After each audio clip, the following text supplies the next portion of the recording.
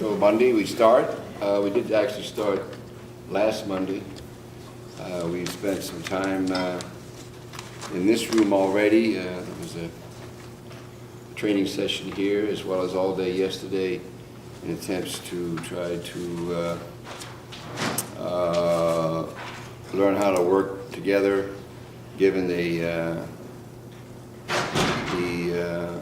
natural divides that exist in this process, the natural partisanships that exist. We worked very hard at it.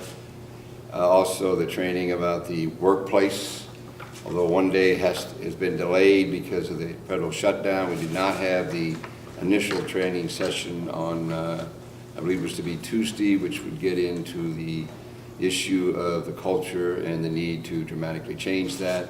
So we will have to, when the shutdown ends, and I assume it will end before we sine die, we will have to cancel all committees and floor sessions to, I believe it's an all-day session. I believe it's an all-day session. What?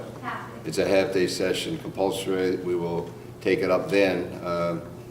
Whether or not we could do something on an emergency basis before then, we felt we did reach out to find world-class trainers because it's dramatic. So in a way, we've already begun.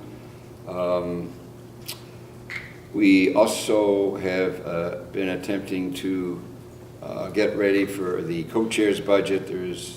We're undecided as to when we might get a co-chair's budget. I only say that because the governor did meet her constitutional responsibilities of December 1. She actually preceded it by several days. She has her budget out, and I do think that the legislature has an obligation to, at least through its co-chairs, to show how it views it would spend, at least through the co-chairs, the money and give people a feeling of that.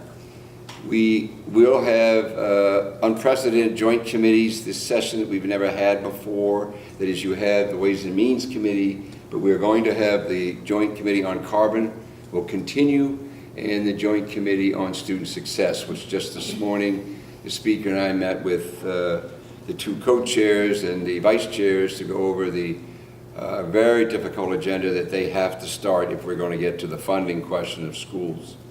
I'm not going to say much more. I have the big issues we're going to try to deal with, but I am joined by the Republican leader, Herman Baertschiger Jr., and the Democratic leader, Jenny Burdick.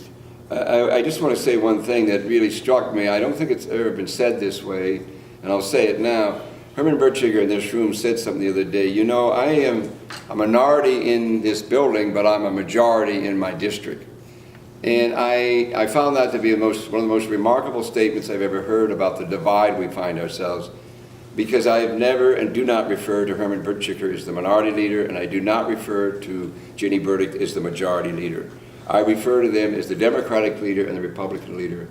And I would like to think that in the last several days we've worked very, very hard to try to convince Herman Baertschiger that he is not in the minority in this building, and I know he's going to probably continue to feel that way, but rather he is the leader of the Republicans.